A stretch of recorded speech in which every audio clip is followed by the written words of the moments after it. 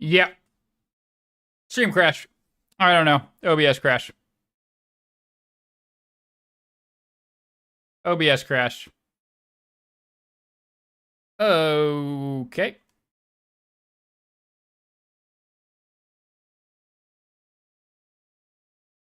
Hmm.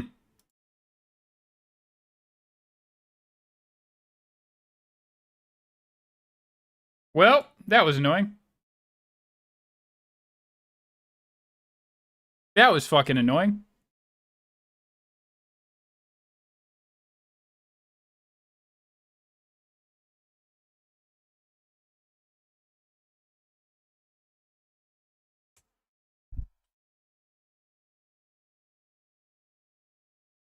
Hmm. That was annoying. All right, well, we're back. Hmm. All right. Well, let's do. I don't want to do Wordle as badly. Let's do. Let's start at least with connections and the mini. We'll start with the mini. We'll start with the mini. Lock in for the mini. We lock the fuck in for the mini.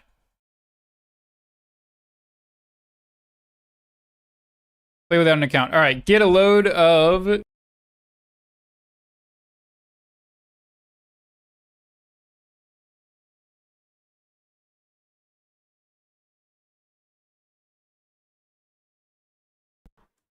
army shirt. Camo fatigues.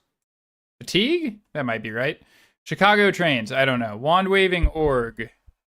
Wand waving. I don't know. Flowers depicted in classical Chinese art. Ooh, I got nothing for you. By oneself alone. I don't even. Around the world in 80 days. No idea. Something read in the divination method of tasseography. What the fuck are you doing to me right now? Tea leaves. Fuck. Tea leaf? Maybe. Sci-fi hero with the line, never tell me the odds. Why don't I know this? Am I an asshole? Maybe. Where a story takes place. Setting? But then it's not fatigue. But I think it is setting.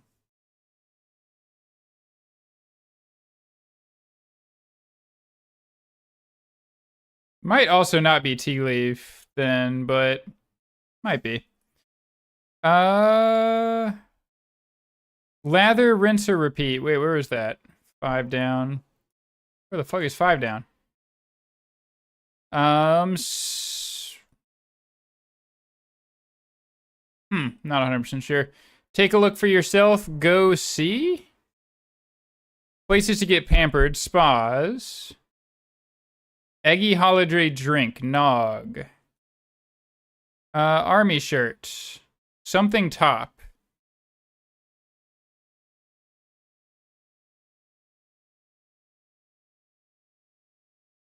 Camo.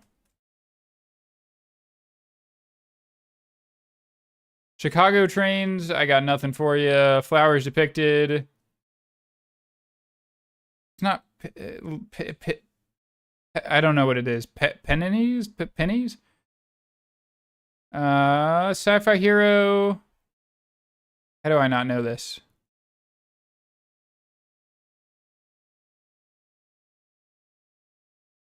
Lather, rinse, or repeat.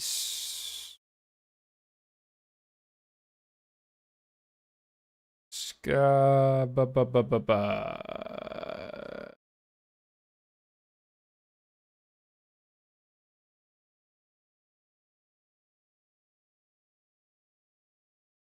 Fix this. Make it slightly better for mobile. Hmm.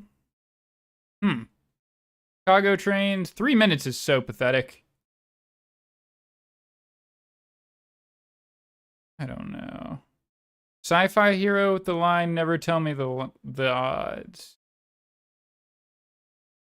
Starts with ham? Lather, rinse, or repeat. Ski.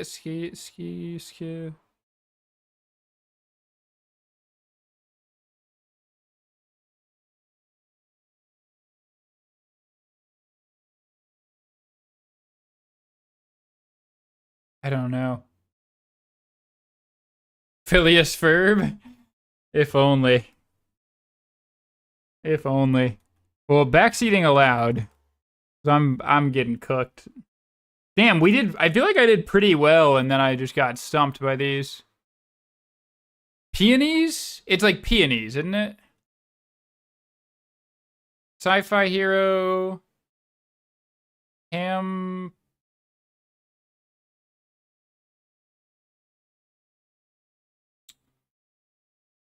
Scap.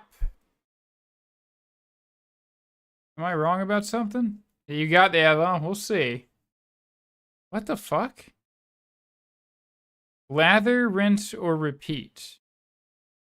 Is it peonies? Might not be peonies. Yeah, I'm cooked.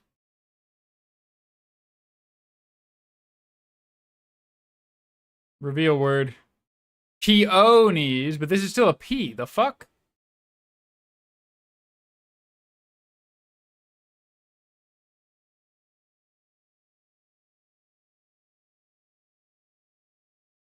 I think I know a couple. What? Lather, rinse, repeat. I mean, you could literally only.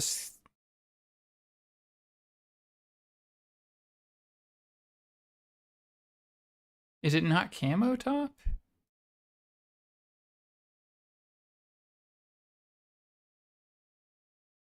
Wait. Kind. ILO. I don't think that's right.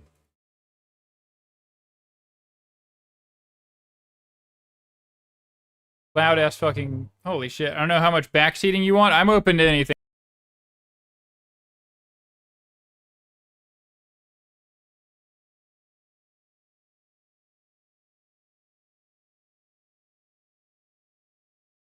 Something is very wrong.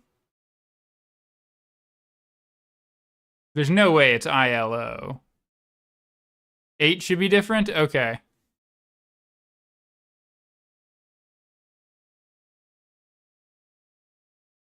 I feel like Tea Leaf might likely be right. Kind.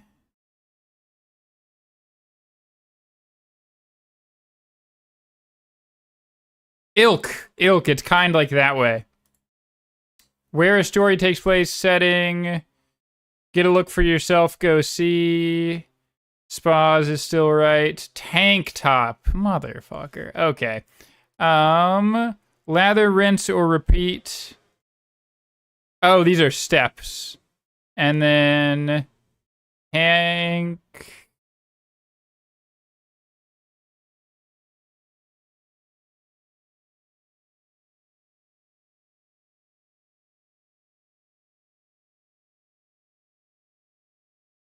Hankalo. Fuck. Gotta be Hankalo. Well, Chicago trains are not elk, I don't think.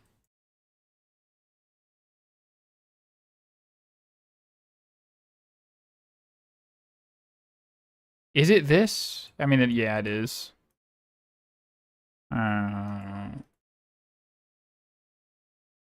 Chicago trains. I just don't know shit about Chicago trains. Sci-fi hero, never tell me the odds. You're gonna beat yourself up when you figure it out? Yeah, I'm 100% sure that's true.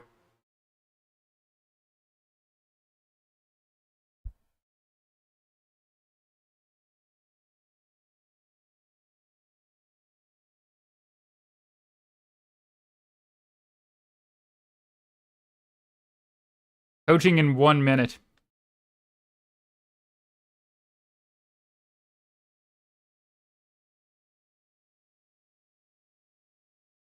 Is 13 different?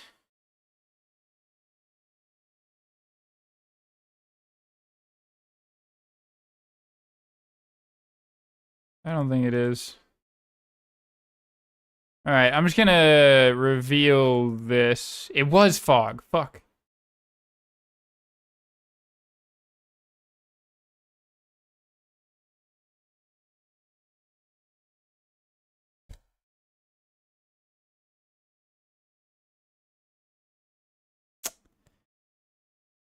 It hurts.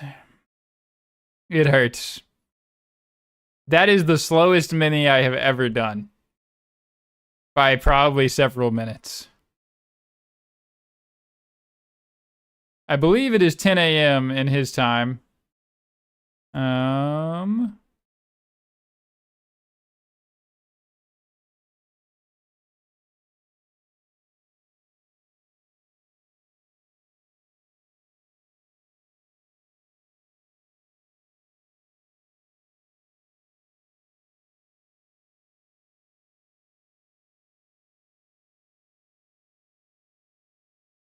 All right, we're about to do coaching.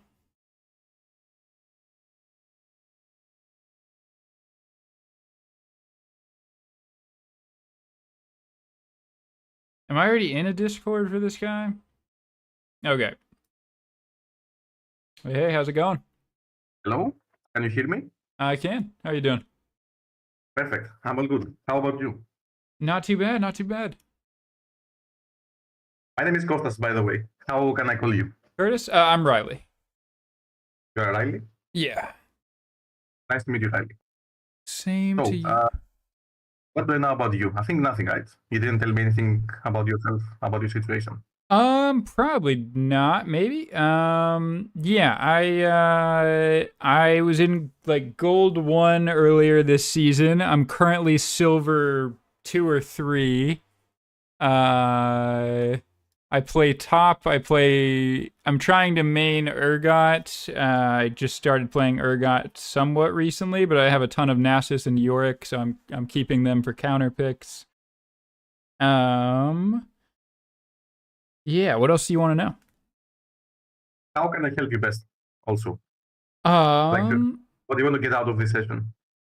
It's a good question. I think whatever you think is like most useful, if it's like live playing, if it's reviewing a VOD. I feel like a lot of times I learn fairly well from things happening live, but I'm opening to whatever, or I'm open to whatever.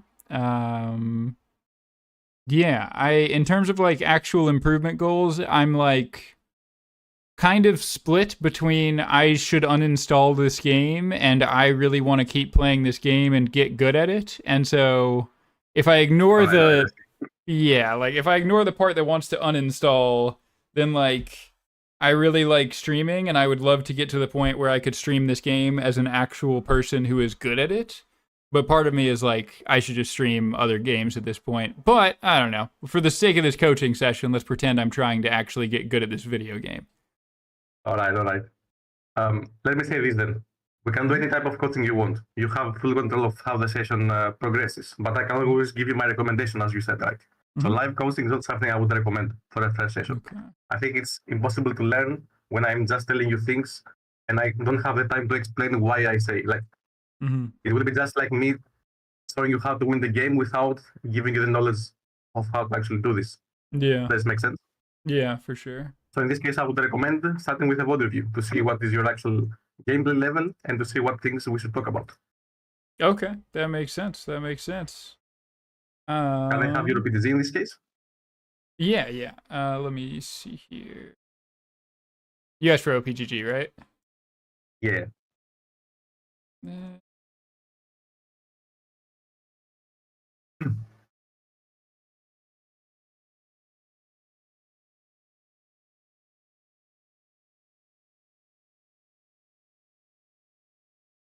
Let me search them for you really quick. Oh, I just sent in Discord as well. Yeah. Oh, Do you see my stream? Yeah.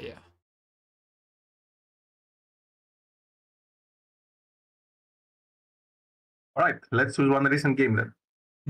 What about this one? Do you think it's a good game? Potentially. I almost want to pick a game where I played reasonably well but still lost, because I find that there's a lot of games where I feel like I am doing okay, but I just couldn't quite carry. Like maybe the 7-4, the 12-5-5 would maybe be good. Where it's like clearly I didn't do like horribly, I don't think, but I couldn't carry it. Okay, let's see this one. Cool. Let's see this one. Okay, just wait until it loads.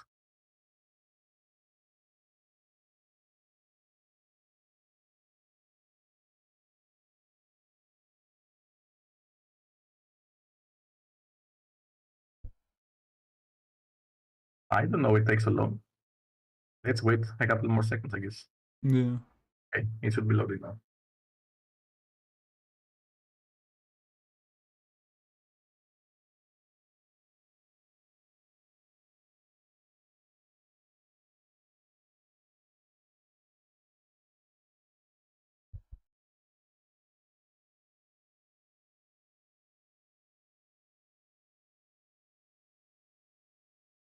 Okay. Let's see your gameplay. This will be fun because I don't remember at all what I did this game.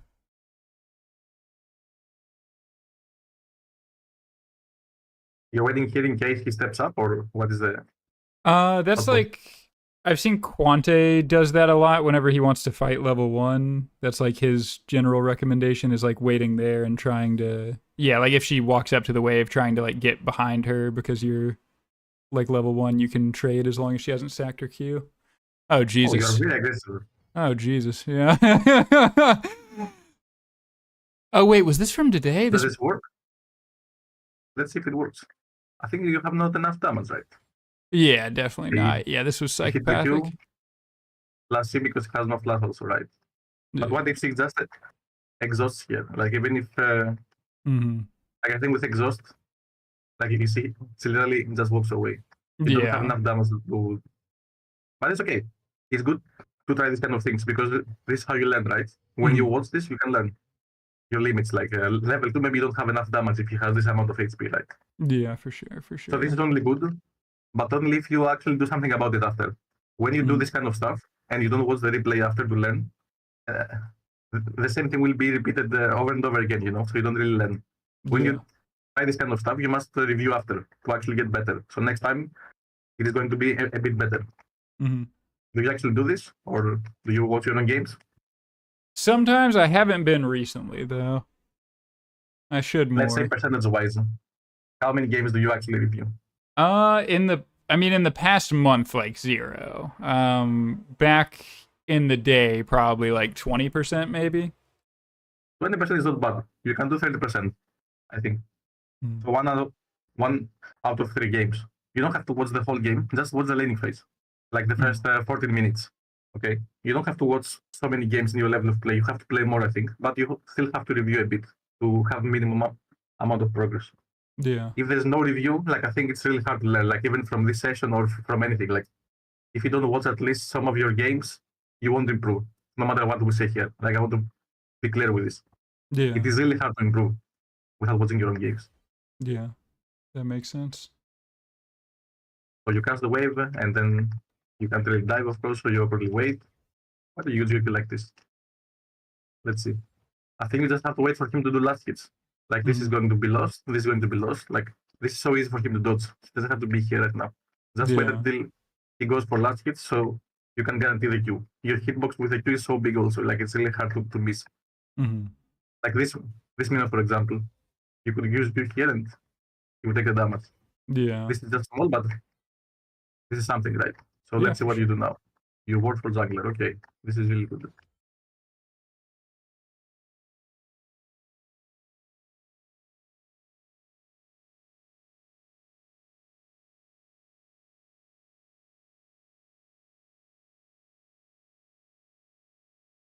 Yeah, but this never works. It just go away. Yeah, exactly. I should have eat out sooner. I remember this game, but not a big deal, Yeah. I guess. Oh And yeah, now you then go- this. Yeah, Kaz explains really bad here. Yeah. So the problem with this is when you play top lane, you can never leave lane. Whatever value you get here, like whether you kill him, whether you get double kill here, this is never worth. Like if it means that you lose one wave, like this big of experience under the turret.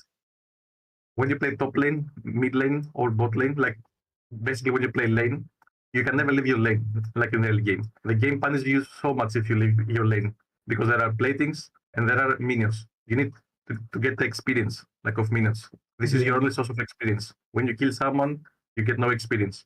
So if you don't farm in your lane, you always stay behind in levels, and this is really bad. When you level up, you get 500 gold worth of stats, and this gold is transferred to you immediately. Like the extra HP, the extra damage, the extra armor, the extra attack speed you get when you level up. This is roughly worth 500 gold. Okay, so the gold you get here is not so relevant. Like you just have to stay in levels, and you're always fine in the game. But if you don't, and you lose XP, your opponent will always be level ahead of you. Like this guy, look at him now. He's 2 minions away from level 5, right? Let's see. Now you are level 4. You get this. Let's see how much XP you have. You are half a level behind right now. Yeah. Of him.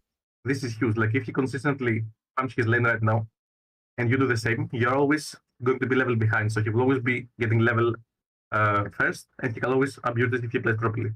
We will talk about this later on. But the problem here is what? You are stuck in lane right now, right? Yeah, that too. You're in a position to be in lane. So you lost like half a level of XP, and you come to lane in this position for what? What did you get here? And what could you get also? Okay, you could kill Kindred. Like even in the best scenario where you also kill this guy, this is still not worth for you. You should never make plays that are not worth for you in the first place. Like even if it means helping your team, you should not play for your team. You should play for yourself. Understand how to carry the game with your champion and your play style, and play according to it. Don't follow the plan of someone else. Yeah, that makes sense. Okay, now you recall.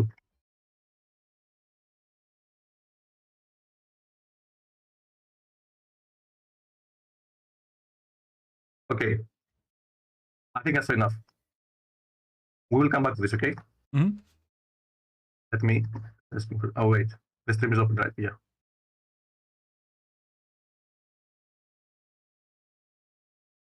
You can see, right? Okay. What you need is fundamental training. Like at least in my opinion, your fundamentals is very bad. But this is also obvious because you are in a low level of gameplay, right? Like, let's say that I was not expecting you to know most of these things, but it's good to talk about them, I guess, now that we can see this. You need to understand how to play your lane properly. You need to understand how to manage your wave, how to trade with your opponent, how to use your power spikes. Okay, this is what I think you need right now. So do you want to talk about wave management first, and then we can see?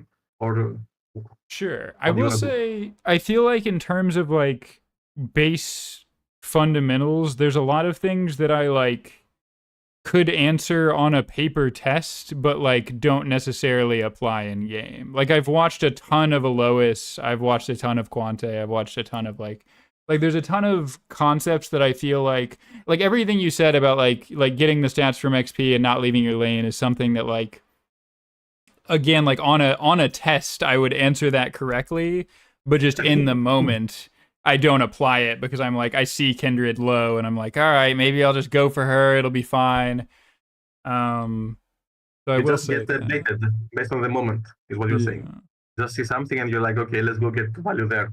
Yeah, I feel like my like game knowledge is way above my like ability to execute that in an actual game. I think my hands are horrible, and I think my game knowledge under pressure is a lot worse than my game knowledge in the abstract when it's not under pressure. When you say under pressure, you mean while you're playing, or? Yeah, exactly. Like, okay, so why are you under pressure while you're playing? I guess just like the time pressure to make like quick decisions, I guess I would say like whenever I have to make the like split decision of like, do I chase Kindred into river here versus like not, it's like on the VOD review, I can see that was a mistake, but in the actual game, it's just like, she looks so free, let's just kill her real quick. And then it kind of drags out and I lose like however many minions worth of XP and yeah. Yeah. What can help with this is having a plan, I think.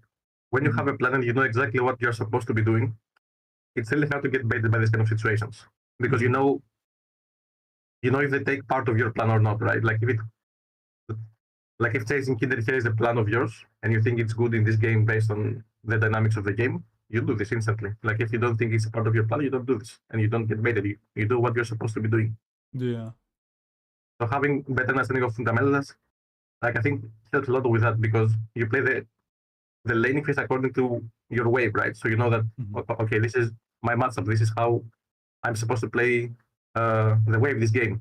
Does my wave allow me to make this wrong? Does my wave allow me to recall these situations? Like I think it's really hard to make these kind of mistakes if you are knowing what is supposed to be happening, you know? Or at least this is how it is for me. I don't know. Hopefully it's for you as well, you know? Yeah. All right. So wave management. Okay. What is your understanding? Like, do you have to explain very simple stuff like what a freeze is, or do you know about these things, about minion movements? Yeah, for sure. Like freezes, slow push, fast push, proxying, like. Yes. So on top lane, wait, what is this?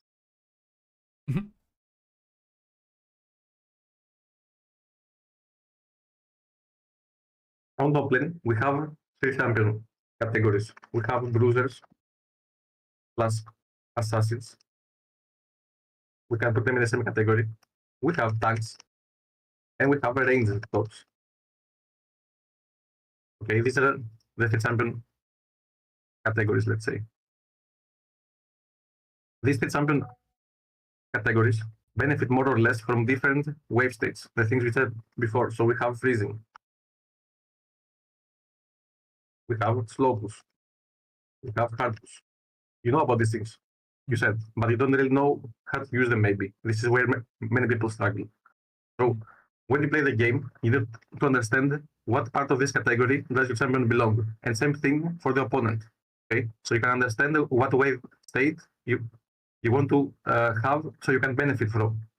I would say 8 out of 10 times per game, per laning phase, of course, you benefit from one of these specific categories based on your champion category. And there are 2 out of 10 where maybe something else works for you momentarily. Okay, so you need to figure this out before the game starts. So when the game starts, you know what to do. So you don't have to think about this during the game. You must, let's say, free your brain from this kind of stuff that you can think before the game starts, right? Let's say you play Bruiser against a range top, for example. What is the wave state that benefits you most of the time? I mean, if I could hold, well, let me think about this. Bruiser versus a range top. I mean, it feels somewhat context dependent. If I'm thinking about like Nasus, this is your context. Yeah. You play Bruiser, he plays range. This is your context. Yeah. This is all you need to know. I would think a lot of times holding a freeze to try to like if I'm able to hold the freeze and call for a gank, I would think that would be a good thing.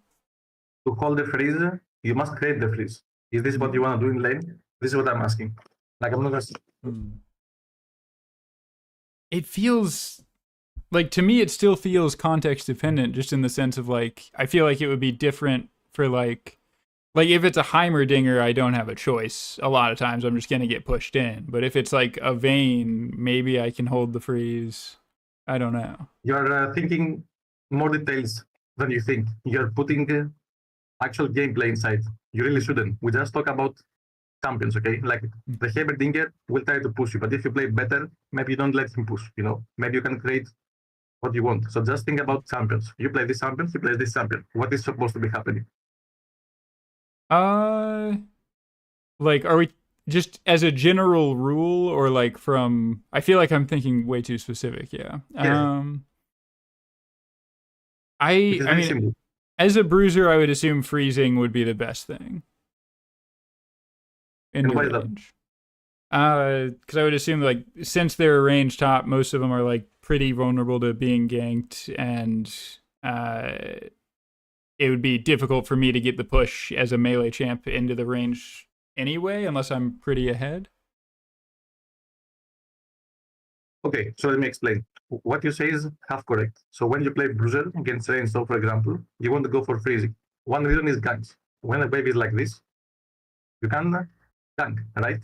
Mhm. He's vulnerable to ganks, so it is easy to kill.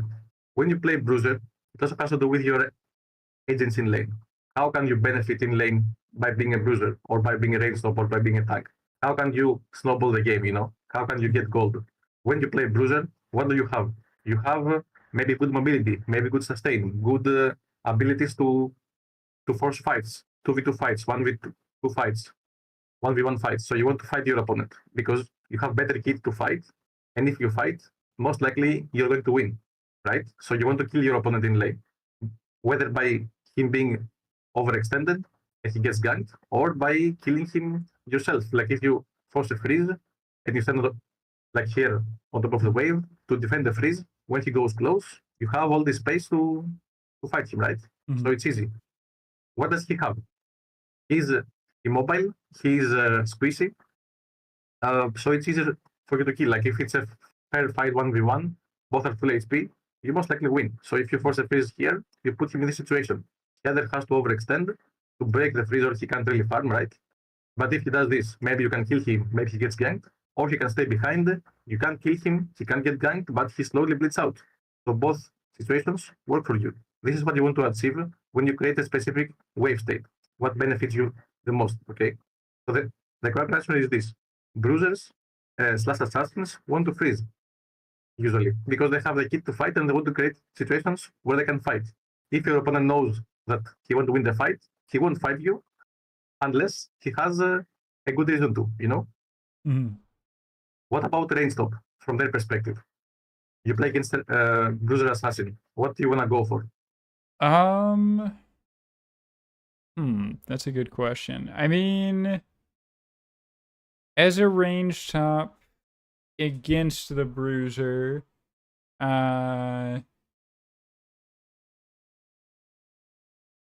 mean, I feel like you would want a slow push to build up a big wave and then crash it, and then on the bounce back, potentially set up a freeze. Okay, let's say you do this. So you set up a slow push, you crash it, then it bounces, and when it reaches here, you freeze. How do you benefit from this? You could potentially deny the enemy top CS, but I mean, as I'm saying that, I'm like, I feel like maybe that's wrong because, like, in my mind, I'm like, you could then try to zone the enemy off of the wave and poke them down and not let them touch the wave. But maybe it would be better to actually keep them shoved in. I mean, I feel like a lot of range tops just kind of like perma shove under tower and then look to like Yes, they roam do. and help their team. But a lot of times it feels like, because I play like mostly early game scalers, so like if I'm on like Nasus or Yorick, usually if like a Vayne is just like permanently pushing me under tower, I'm just kind of like thank you, and it just feels like Yeah. they're giving me a gift. But I feel like against other champions it would probably be more effective, so maybe it's more of like a range top is more of a either slow push or hard push. So range stop is always slow push. Okay, you almost always want to slow push. Why is this? Using the same logic, what do you actually have to win the lane, like in your kit? You are squeezy, as we said. You are immobile, so you can't really fight. You don't really want to fight. Because of this, you want to create HP disparity. Like as I said, if a straight fight breaks in between Bruiser and range top, the Bruiser will always going to win because he has better kit. But if we change the HP here, like if range is full HP, Bruiser is half HP, then we can say that the fight becomes much closer, right? Mm-hmm. So we can argue that by having a freeze here, you are safe, but you're not really achieving what I explained before. You're not really winning right now. Like if you make a freeze here, maybe you can go even, but when you have agency to win the lane, you don't want to go even. Like if I put a challenger player to play for your account, do you think he will freeze here? He will go 0-0-0 and then hoping to win the game? No, he will find a way to destroy the lane. When you play range, your agency is poking. Okay, you have good range, maybe you have good wave clear, so you have to play on this. The Bruiser will get gold by killing you. You have to get gold by having more CS than him because of poke and by hitting turret to get plates. This is how you can get gold. This is how you can snowball. Now, of course, there are some specific tops, like as you said, some tops just permapush and then go kill their team. Like if you play Queen, yeah, this can be a good strategy, but Queen is just one champion. All the other range tops, like whether they are AD carries or they are control mages, they usually have the same logic behind them. They can't really roam. They don't really have the kit to fight. Okay, they roam, but what will the Vayne do if she roams? You know, does she have a kit to fight? No, she needs setup. If there's no setup, then the fight is a flip. So she just wants to win lane by poking you down. You know. Mm-hmm. So range top have to make slow push because this is making their poke much easier. When they make freeze here, very realistically, it's very easy to break. Like you can't really kill like your opponent here. You can only poke him. Like if I go here and literally just go push the wave, I trade most of my HP, crash a big wave, like I'm 20% HP right now. Now I cast the wave and you just use your spells.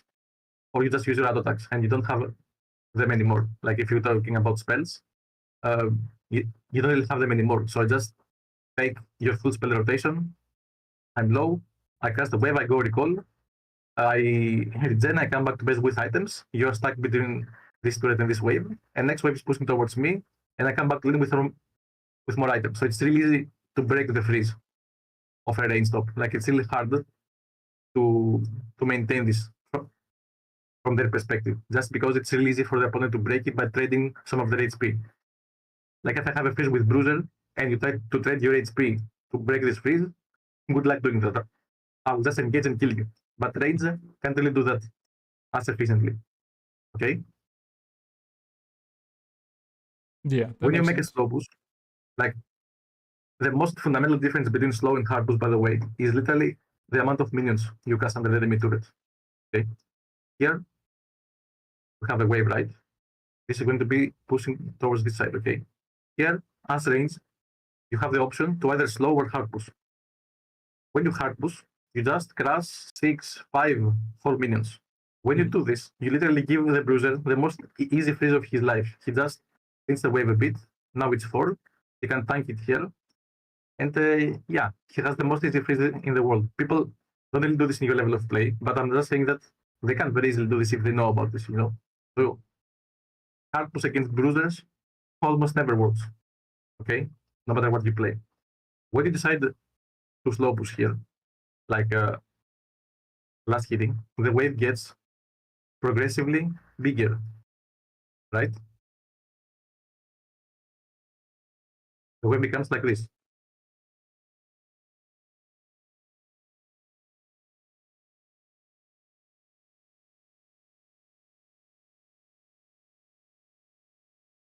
This is how the wave looks like.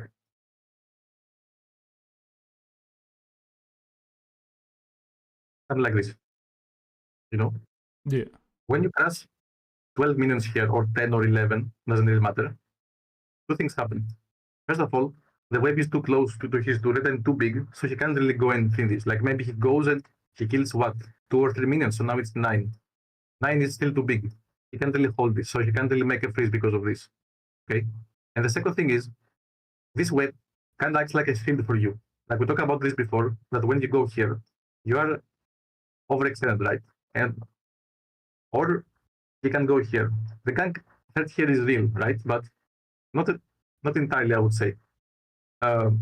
This wave here like acts like a shield because it deals too much damage. So, like if he tries to fight you alone, he can't really do this. It's like fighting against a second champion. So, like even by being here, you are able to be here and crash the wave without being afraid of dying.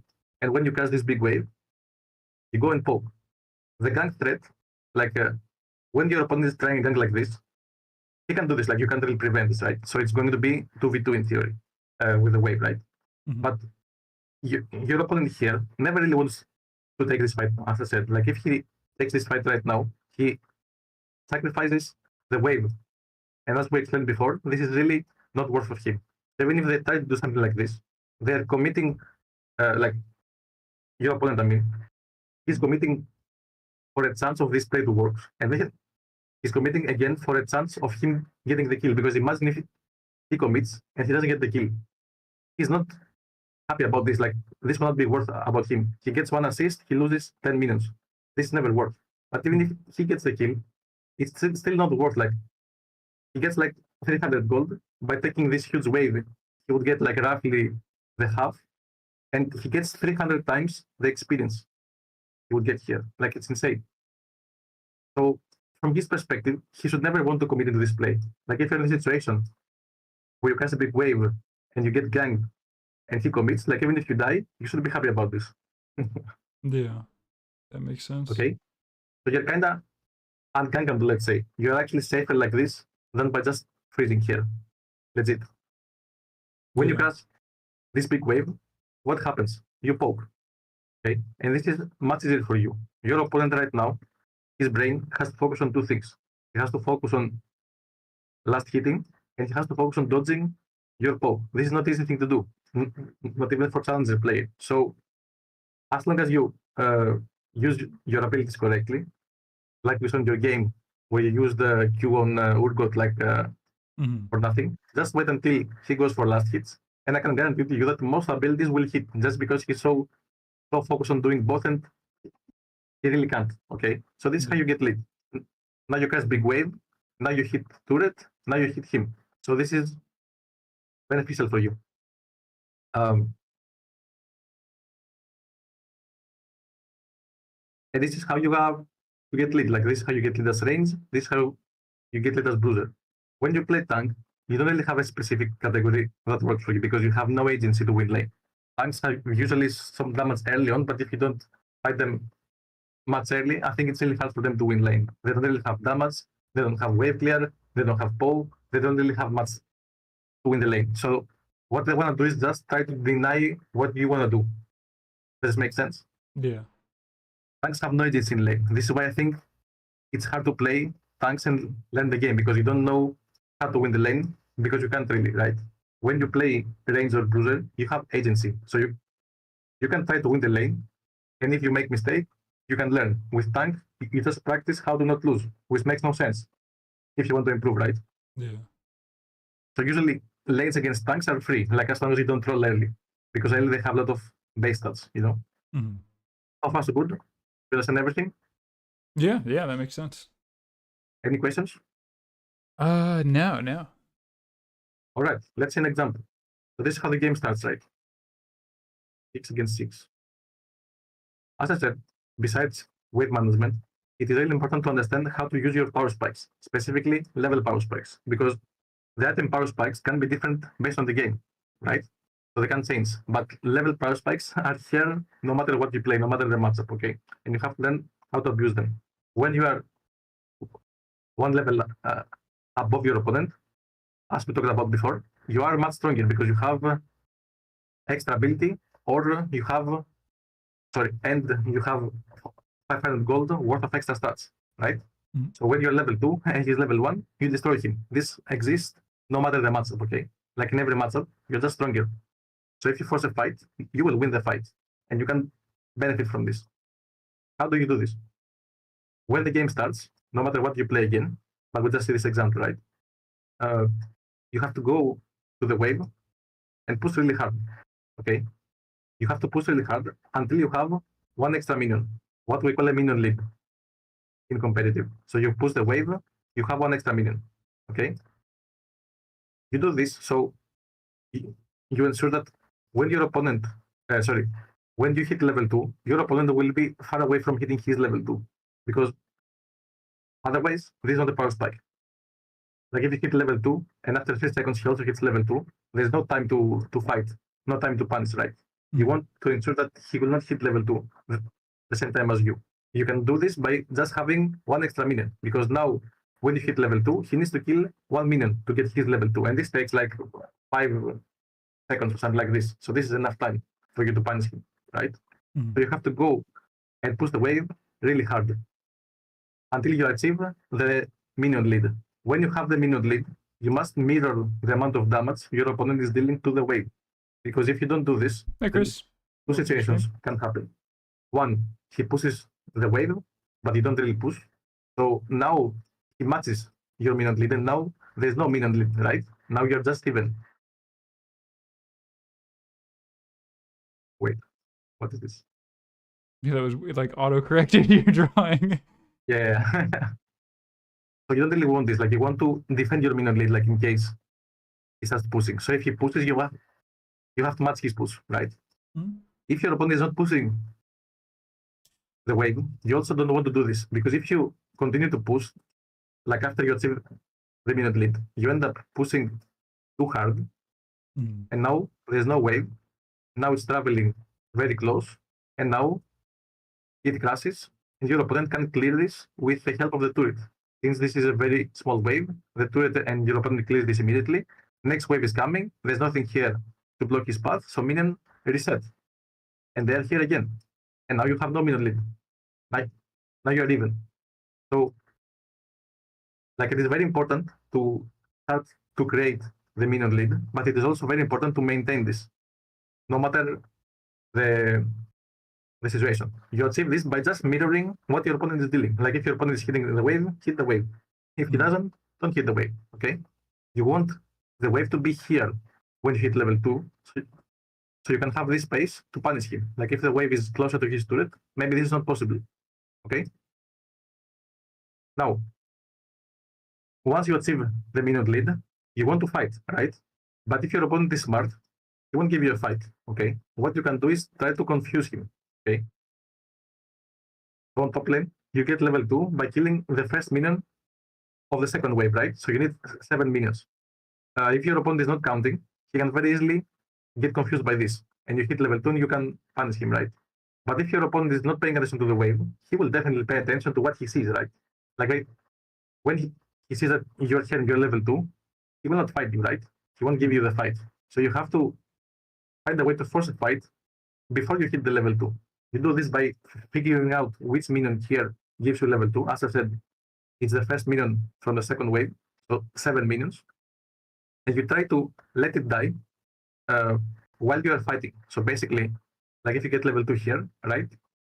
There is distance between you. This distance takes 2 seconds, let's say. So when he sees you here, he will move backwards. You move forward, you move backwards, nothing really happens, right? But if you try to move towards him before you hit level 2, he will just say, okay, this guy's level 1. Let's just fight, right? So you're fighting him here. The minion that gives level 2 is here, and it is dying. You hit level 2 mid-fight, and now he can't really run. He's already committed, yeah, you know? If this happens, he loses flash, summon a spell, or he's half HP, or he even dies, you know? You can benefit so much from this, but you have to surprise your opponent. And this is how you do this, basically. Like if you play also range stop, maybe, you can last hit it from here, right? But if you don't, you can either let it die or last hit it very late with an ability. Like let's say you play, I don't know, Yasuo, you just E through the minion, so you go closer and killing it at the same time, something like this, you know? This also depends on the champion you play, of course. Now, of course, also, to play the fight, you must not have used your abilities before because you want to save them for the fight. Like this is very obvious, but I just have to explain this, you know? And this is how you can benefit from this. I can guarantee to you that this will give you mouth lead in top lane because people, first of all, never count minions. And some of them, they play for level 2 because they saw it on videos on YouTube, but they will never continue to have this logic, you know? They just think it's less level 2. So maybe level 2 doesn't work if you play against someone that has watched YouTube videos, let's say, and he's consistent about it, but it will never work for them, I mean, after level 2. So level 3, level 4, level 5, level 6, you can actually abuse this, and I can guarantee that if you do this properly, this will work 10 out of 10 times because people never expect this. Like even in Diamond, they never expect this nowadays. Okay? Mm-hmm. You understand everything so far? Yeah. I feel like... Any question? I guess I would say, like, from what I understand, like I feel like sometimes it's a little champion dependent just in terms of like I used to like mostly play Nasus, and I feel like on Nasus it's like a lot of times you don't even want lane priority because it's like you can't even, like, you're not even going to be able to crash it even if you're like level 2 and they're level 1 or like level 3 to their level 2. Like a lot of times it's like if I'm Nasus into Darius, there's no way I'm looking for cryo, I feel like, right? Yeah, like, but Darius is just 1% of the matchups, right? Like against 99% of champions, you can push with Nasus. If you don't, you're playing Nasus wrong. You have your E as Nasus. You are really strong with your E. You can actually push a lot with your E and poke. In hard Okay. matchups with Nasus, you don't play for Q stacks. You play just to win the lane. And the extra gold, the extra experience you get from winning lane can kind of compensate for the fact that you have lower amount of stats.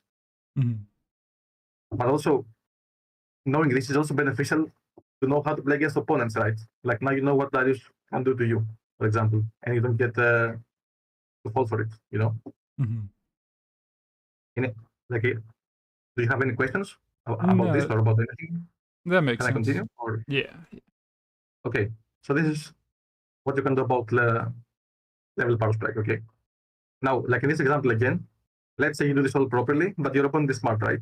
And he doesn't fall for it, so he just stays back. You hit level 2, you have control of the wave. The way that waves work right now, if you get to push the wave level 1, you are guaranteed to crash the second wave. Like you can't really slow push for the third wave anymore nowadays. So what happens if you achieve the minion lead and you try to play for this is that you crash second wave, your opponent is farming here under turret, you awkwardly wait here or something like this, or you can go put ward, whatever. And next wave looks like this. Right outside of turret range, 6 against 6, even. How do you call this wave state? I mean, it's pushing into me. It's pushing into blue side. So this is a slow push towards blue side. Okay, what do we have here? Bruiser Assassin. What do you want? You want to freeze, right? So you want the wave to be pushing towards you. This is actually pushing towards you. So when it reaches here, if you play properly, maybe you can create a freeze and benefit. What do Reigns want? They want to slow push. So here's a slow push. So here, both sides get exactly what they want, right? How does this work?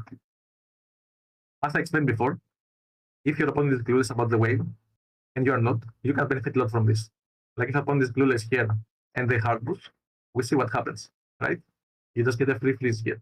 If your opponent is not clueless, he should slow push, and wave gets progressively bigger, and maybe when it reaches here, it's 12.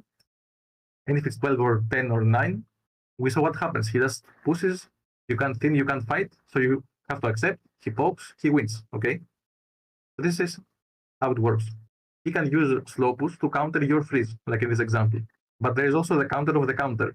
You can thin the wave to counter his slow push. But thinning is not so easy. You have to do this properly. To understand how to do this, you must divide top lane in 3 parts. Closer to your turret, closer to his turret, and the one in the middle. Like if you go here to thin the wave, right? Since waves are even and they're on a small number, it is very easy to just pack up and give your opponent a free freeze.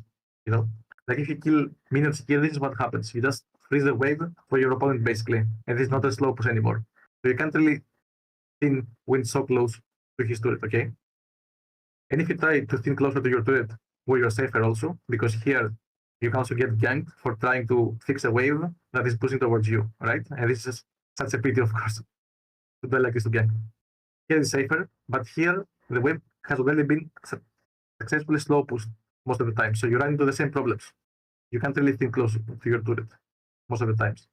If you try to thin like in the middle, you have the best chances, like here or here, here, like basically farther away from your side, from the middle, you know, like here, here, here, let's say. This is the best part to try to thin the wave. Like if you make a mistake here, you have enough time to fix it most of the times. So you have to, let's say, awkwardly wait while the wave is here. Let your opponent do whatever he wants. If he is smart, he will slow push here. If he's not smart, he will hard push and he will make it easier for you to thin after. And you just have to wait. When the wave is here, you go very slowly and you try to hit some minions. You try to thin the wave. And if you succeed this, maybe when the wave reaches here, it's not 9, it's not 10, it's like 6, 7, and you can go thin a bit more, maybe, and you can have your freeze, and you can benefit from this. Now, of course, this is not as easy as it sounds. When you try to thin the wave here, there is a counter. The counter is him hitting you, right? You hit the wave, he hits you. Simple. And here is where theory ends, basically. Whoever plays better this situation can create his preferred wave state and can benefit from this. Like if you're so good right now, where you can thin the wave and dodge all of his poke, maybe you can freeze after. And if he's so good that he hits all his spells, maybe you don't manage to thin, or maybe you manage to thin the wave, but you lose half your HP. And when the wave reaches here, yes, you freeze for 3 seconds, but then since he's so much healthier, you can't really force him into a fight because you will lose because of HP disparity, and he can break your freeze anyway. Okay? You understand so far? Yeah. Are you sure? Yeah, I think so. Okay. No questions? No, that all makes sense to me. This kind of mindset regarding wave states can be recycled over and over again in this lane. So if you understand this, you understand how to play lane in general, okay, based on your matchup, because this will get repeated over and over again. You just see the wave state, you understand how it looks like, where it pushes towards, what can happen after, and you see what your opponent is trying to do, you know what you are supposed to be doing, and you try to get to your preferred wave state as soon as possible. Or when you have it and you don't have it anymore, you try to recreate this as soon as possible. And at the same time, you know what your opponent is supposed to be doing, and you see that if he's not supposed to be doing, you benefit from this. And if he's trying to do this, you can try to interrupt this because you know what he's going to do, and you can try to interrupt this, you know. This is how lane works regarding wave management. The last thing about this is when you try to thin the wave, it is really important to be sure that this is possible for you. Because if it's not possible, you can get into really bad situations. So in this example, you try to thin the wave, right? But for whatever reason, there can be many reasons, by the way. Maybe because of the nature of the matchup, maybe because you're low in HP, maybe because you're afraid of jungle, you know, for whatever reason. If you can't really thin this wave, you should not try to. So here, based on the nature of this matchup, let's say, you try to thin this wave, but you really can't, and now he pokes you, right? So you go back, you do not manage to thin the wave, and you got poked. So now you're at, let's say, 80% HP.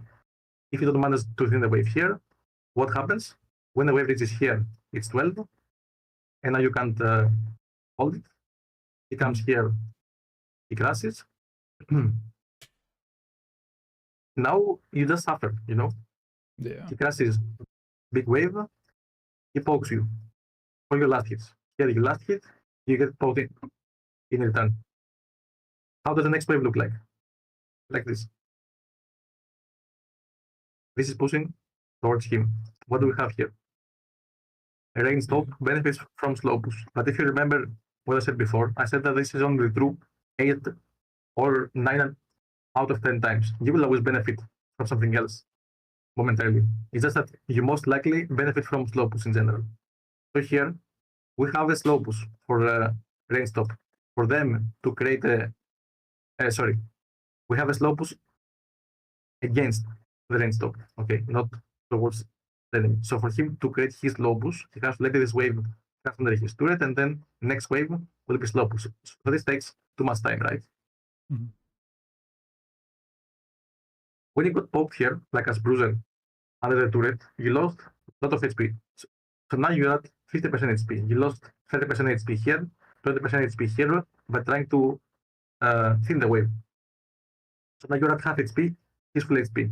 So my question is this: since this is pushing towards him, what if he tries to attempt a freeze here, right? Mm-hmm.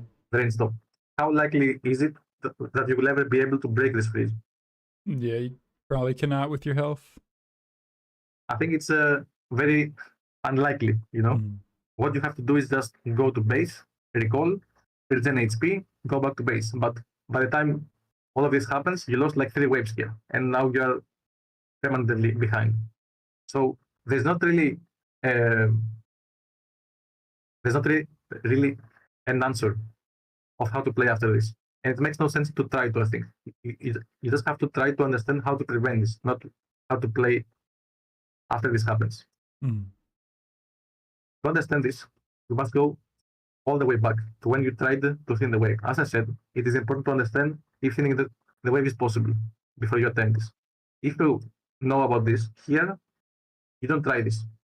If he slow pushes here, again, same situation. Wave here is 12, but now you didn't lose 20% of your HP.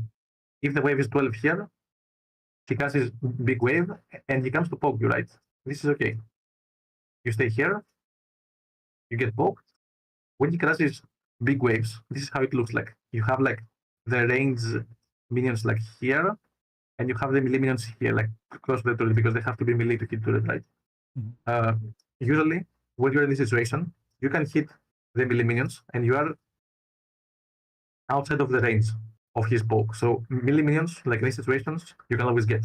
Ranged minions, if you try to get them, you can get poked. The idea here is this: whatever you do, try to preserve your HP, no matter what.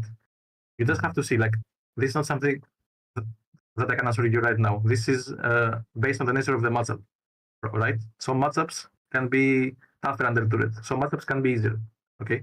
But whatever you do here, no matter your matchup, stay healthy. This is what I'm trying to say. If you have to miss all of your last hits, miss all of them. Yeah. And you just get the XP. This is actually fine. Like, you just lost like 7 to 8 minions. This is nothing in the grand scheme of the game. If you get the XP, it is worth. Okay? So here, you lose how, like, whatever amount of last hits, you are healthy. Next wave looks like this. This is still pushing towards him. What changes is this. Now you have the HP to trade. When you're in this situation, when he freezes here, right? You are able to literally go here, trade your HP to cast the wave. You go here, you hit the wave, he hits you, because this is the counterplay, right? You get very low, you crash the wave. Now he has to farm against 10 minions. And if you don't die from this and you survive, something that is very likely since you were very healthy and you play against a range like in this example, you can go back to base. He is stuck under turret. You can go buy item, regen, come back to lane with full HP and extra item. And next wave looks like this. So it's slow push towards you. So now you can make freeze. And with extra item and full HP, this can be easier for you to do. Now you have to match your recall somehow, right? Maybe the only difficult part here would be if it is Bruiser against Bruiser, because Bruiser can actually kill you here, maybe, based on the matchup also. But against range, against tanks, against someone, like even if he's Bruiser and he's not so strong, you can still like play around this. But this is the general idea. When you are not having enough HP to trade, your opponent can always freeze, and there's no way out of it. Okay? Yeah. So far, so good again? Yeah, makes sense. No questions? No. I think that all makes sense. Okay, let's see once again. What do you do here?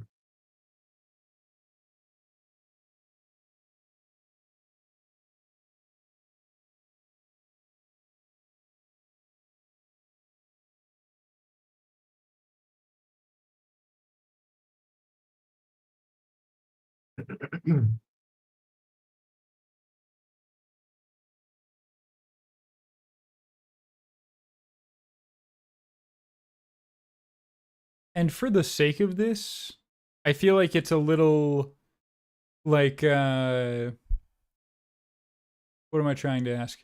Like, do you view Urgot as more of a range top or as more of a bruiser? I think it's something in between.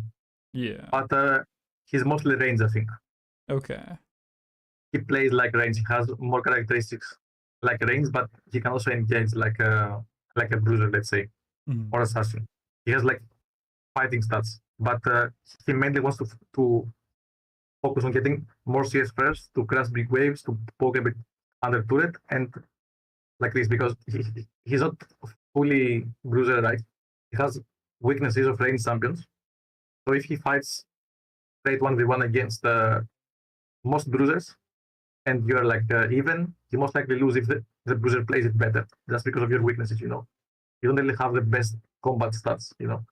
Yeah. Well, they have. So you have to poke a bit first and then look for leads. But not in most, like, not in every matchup. Like in most Mass Effect is like this, I think. Okay, so here you have your minute lead, kinda. Now you don't, but now you can do this, of course, because this is how your Mass Up works. Like you just have better champion, Mm-hmm. and now you can focus on your. You see, now you get level 2. There is so much distance between you. Yeah. Like this level 2 power spike here goes extremely wasted. Look at how much distance Yeah. exists between you. There's no level 2 right now. This minion gives you level 2. Why don't you have to just let it die? Like, look at this minion. This is being focused by all of these 3 minions. This will just die like in 3 seconds. Why do you have to farm it yourself? Just to walk towards her and use E. You can actually use plus E here, I feel like. Maybe and even kill her, you know? But now she will also get level 2, you know? Like, this is literally the difference. He hits level 2 here. Oh, wait, it doesn't hit level 2. But she will hit, I think, right? It hits. Yeah, this minion here. Look. Yeah. Now you flash. You are born here. This minion dies. It levels up mid-fight. You see? Yeah. This extra HP that she got saves her here. But if you try this a bit faster, there will never be enough time for this minion to die for her to get level 2, you know? Yeah. Here, it heals for, let's see, 210, 215. She heals for 90 HP here with level up. How much HP does she have now? 150, 140, 30. This would be much closer. Like, I think you actually kill her there. Because now she gets extra armor also.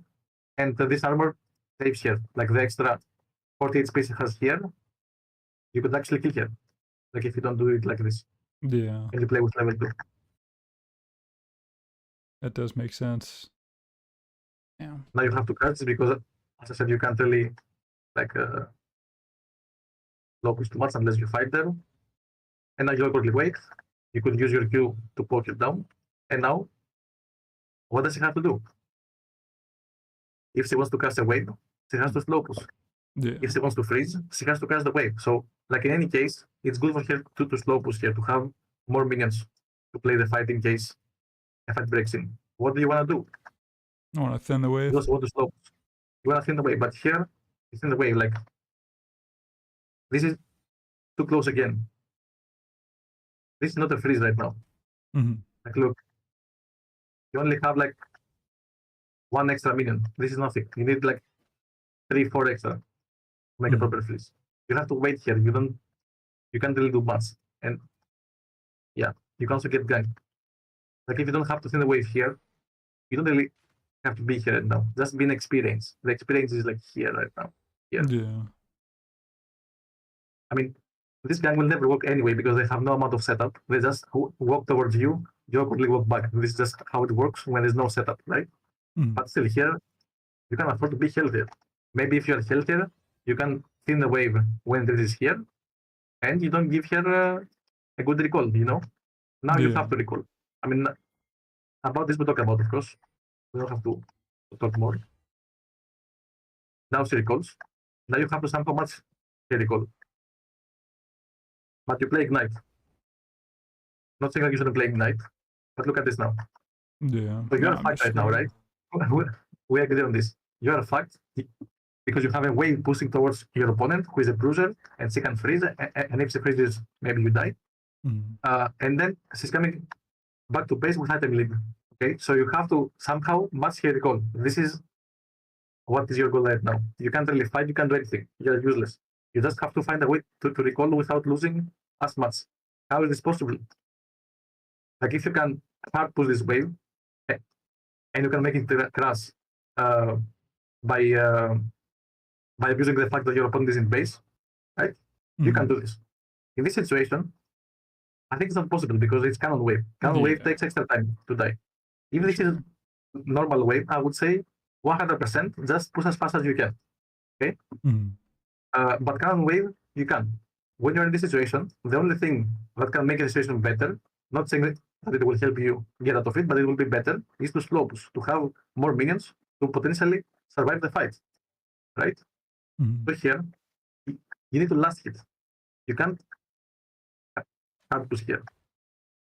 You have to make the wave be big as possible.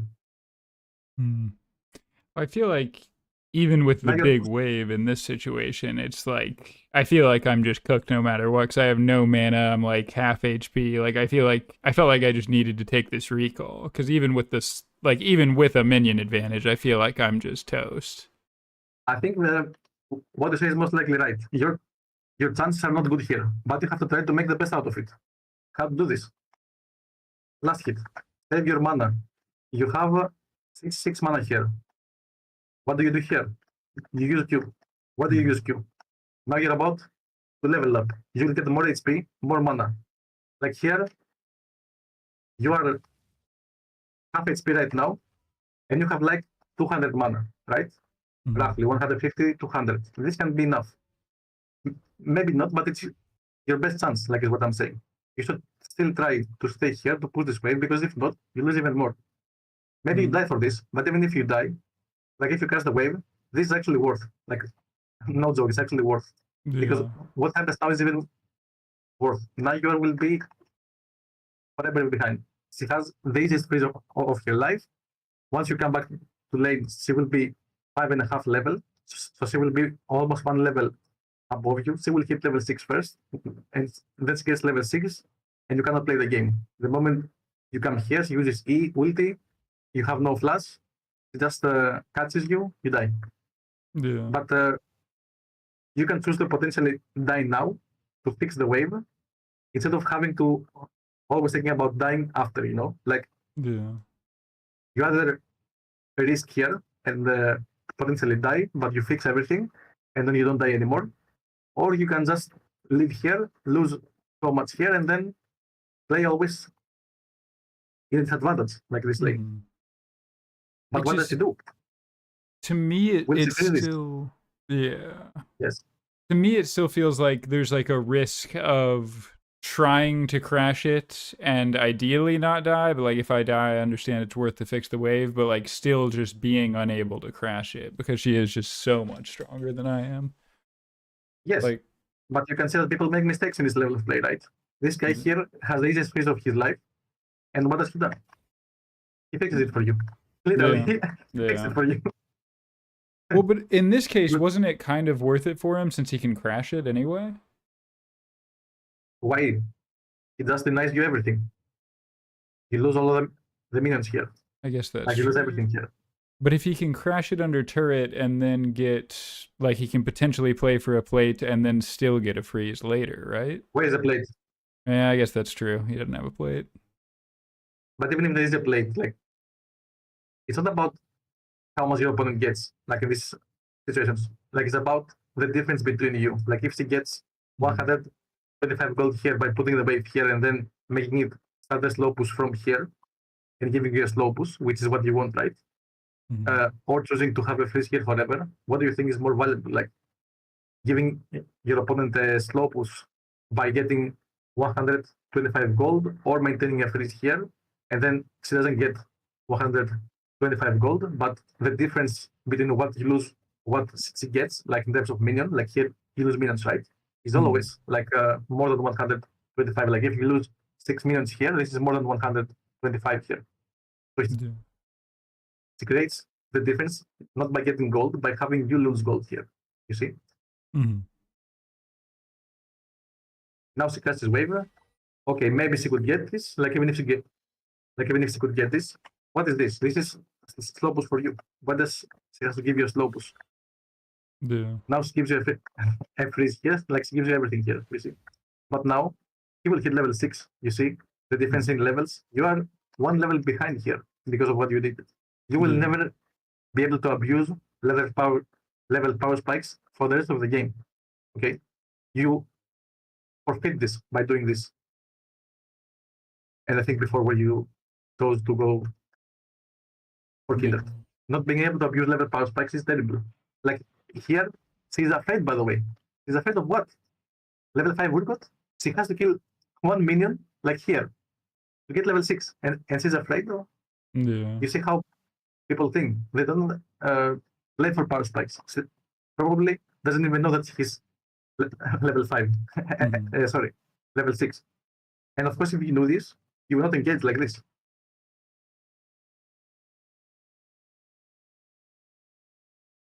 Now she sees this.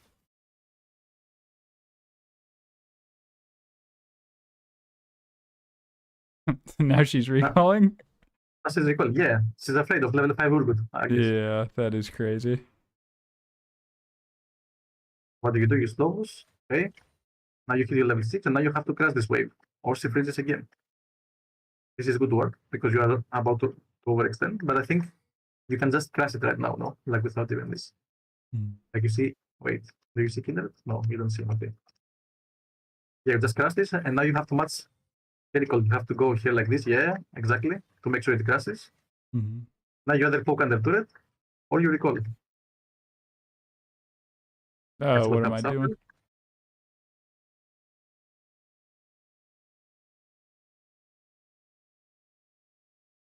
You're just not hitting, okay. You have to thin a bit. Let's see if you thin now. Okay, now she overextends. Really good flush. Now she dies. Perfect. Now you have to go here and fix this wave. Yeah, exactly. And this is good. This is really good. I like this. You will fix this, but you will be on time. Yeah, this is not bad actually. It's not so bad. Awesome. That feels good to have done that.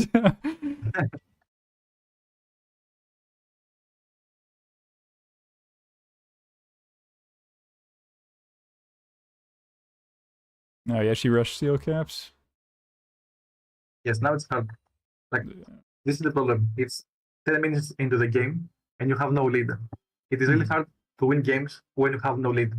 And you see how easy it is to have lead, like if you play properly in the early game. Like if the games are like this, you will not win 6 or 7 out of 10 games. You need to win this amount to be able to be impactful and carry the game. If you are like this, or you have a disadvantage, you will win 5 or 4 out of 10, like all the time. And you can't really climb like this, you know. For sure. As I said before, watching games is only worth like before minute 14. Like after this, you don't really have to watch much because laning phase is what is important, you know. Yeah. You don't really care much like about what happens in the mid to the game. I think you need to focus on what is more important first, which is for me at least is laning phase. We can argue that like in your level of play, you can improve at everything, right? You can be better mechanically, better at team fights, better laning phase, better at everything. But if you try to improve at all of them at the same time, I think you will just get more confused. Focus on laning phase, which is what is more important right now, and then we can see the rest, you know. That makes sense. I will say though, I do feel like I do have a particular weakness for like, I feel like there are a lot of games where I am the ace. Like I feel like there are a lot of games where I will win my lane. I don't know how it looks recently, but just like in terms of like overall historically, there's a lot of games where like I will win my lane and then I just feel like I'm not able to carry the game. And I feel like a lot of times it's just like macro decisions of like I will be pushing a wave because I'm like, I should push the wave right now, but then my team just gets wiped and it's like, well, okay, I probably shouldn't have been pushing the wave and my team got engaged on and lost 5v4 without me when I'm the most fed member. And like, I feel like stuff like that happens all the time where I'm just like ahead, but yeah. It's just your perspective of the impact that these things have that creates this illusion, in my opinion. So my perspective is this: these situations for sure happen, and for sure, if you have a better decision making, like the mid-late game, for sure you can always have better chance of winning the game. But it's about what is more simple for you to win the game. You can win your lane the way you do, and you can be in a position to win the game with decision making in mid to late game, or you can carry lane so hard that mid to late game doesn't really matter. And if you ask me what is more simple between these two, I will always say win lane. The challenger players who smurf, they don't care about mid game because mid game doesn't exist in their game. They end the game in minute 20, like before Baron spawns. How do they do this? Why is it so simple for them? There's no challenger player that will ever play from low account and will wait to scale for mid to late game to carry the game through decision making. Yeah. This doesn't happen simply because carrying the game through early game is just so easy. When you are playing from ahead, it's easier, right? And when you put your opponent behind, it's also much harder for them to play. Like remember, there are people who don't want to play with each other, who are most likely tilted with each other, who don't really have the mentality to play from behind and like be patient to find the opportunities to come back into the game. When in lower elo, we have comebacks. These comebacks are not because the enemy team that was permanently behind sit down and said, okay, let's be serious, let's try to scale, let's not give them more opportunities. It is always because the team that is ahead throws. But if you understand how to win lane and you play according to your plan and you know what you're supposed to be doing, it's really hard to throw. I mean, sure, some games you will lose because of your team, but you should not care about how your team plays. You should just care about playing your plan, trying to achieve this and carry through it. And your teammates are just riding the wind bus along with you. This is the only healthy mentality I think you should have in this level of play. Yeah. Just try to carry every game by yourself and your team just gets carried with you. And some games for sure will be unwinnable. No matter how well you play, some games are just going to be unwinnable. Maybe because of your team, maybe because of the draft, maybe because of I don't know, some unlucky stuff happens, you know. But you can win at least 8 out of 10. There will always be 2 games out of 10 that you will lose, but the 8 out of 10, if you play properly, you can win. Or at least this is how I see it, you know. Yeah, I think that makes sense. Okay, Riley. So, anything I should repeat? Any questions? Anything else to do? No, I think that all makes sense. All right. Looking forward to see your progress then. In case you have any questions that you don't remember now, feel free to always message. I can always answer to this kind of stuff. Sounds great. Well, I really appreciate it. This was very helpful. Thank you. Bye.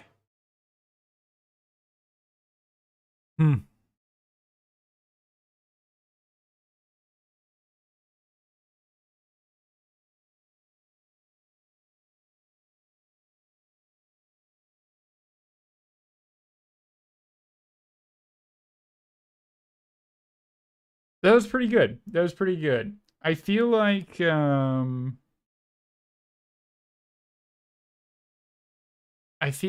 the last coaching we got, I feel like I might have absorbed things a bit better. I feel like I was a little tired this time as well. But I don't know. I feel like that was still really good. I think looking at the thing where we got, like looking at the play where we got the kill on the Kindred and realizing how bad that was definitely the thing that stood out to me the most in terms of like, yes, we got the Kindred. It isn't worth at all. And just kind of realizing why that is in terms of like the wave states, the level up timers, the XP. That is like very interesting to think about. I am debating if we now play one because I am pretty fucking tired, to be honest. I am pretty fucking tired. And I don't know if it is a great idea. No, that yawn. I want to play to kind of lock this in. But, yep, I'm going to agree with that. I agree. Here's the thing, though. Just to close out the stream, I am going to do the connections because I love the connections deeply with all my heart. I think the connections is the most fun word game. Get the fuck out of here, spelling bee. So we're going to do this. Take notes of something real. I feel like I'm still debating if I actually want to improve at League or if I just want to go all in with the other games. I think League is cool. I think the answer is I don't make the decision now. I make content on YouTube for both of those things, and then I make the decision after like seeing how that content performs over time, seeing how much I enjoy making that content, seeing how I feel about the quality of the content. I feel like if the goal is to grow the stream, that is the play. Because I enjoy doing both. It's not about what I enjoy. I enjoy doing both. I don't know. Something to think about. Fucking, let's do connections. Walker, Butler, Stroller, Jogger. I don't know if Butler, Ranger.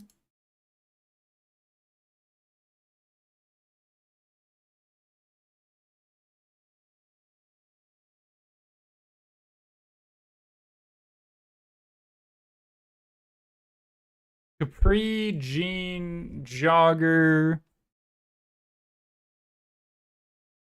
Slack, that's obviously one.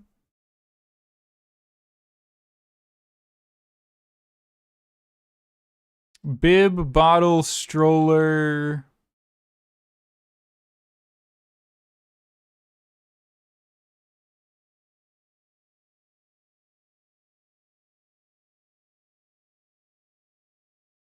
Baby Monitor.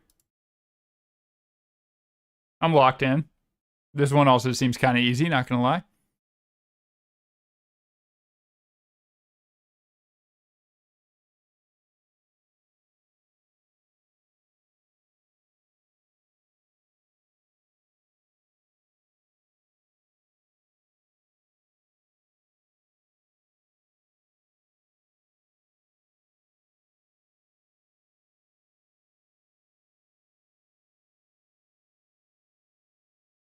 These are all sports teams without the S. Rangers, Mets, Nets. The fuck is Gay, Butler, Hooks, Walker? Last names of something? Black women authors. Okay. I exposed myself there. Unlucky, but we got it. But we got it. At what cost? Okay, well, in any case, thank you a ton to everyone who showed up and supported and watched and followed and all that good stuff. Thanks for chilling until the end. And yeah, I'll be live, should be live tomorrow. I'm not 100% sure what time. I need to get on a consistent schedule. But I am fucking struggling to do so because unemployment. Unemployment's weird. Being unemployed and trying to have a consistent routine is a little odd, at least to me. I'm still used to the majority of my adult life having responsibilities that have set hours. So it's a little weird, but unemployment's kind of fun. Collecting unemployment's kind of nice. Everything's fine. Audrey, I hope you're, oh, fuck, my back. Oh, my God, my back. Hope Netflix is going well. Thank you so much for staying until the end and chatting. Same to everybody from Data Analytics, if any of y'all are still here. Same to everybody in general. If you see anything, let me refer you. Will do. I would love to get a Netflix job. That would be amazing. I know I've applied to a bunch of them this job hunt. I don't think there's anything right now. But yeah, I'll let you know. I appreciate it. Anyway, I'm going to call it. Thanks so much. Have a good night.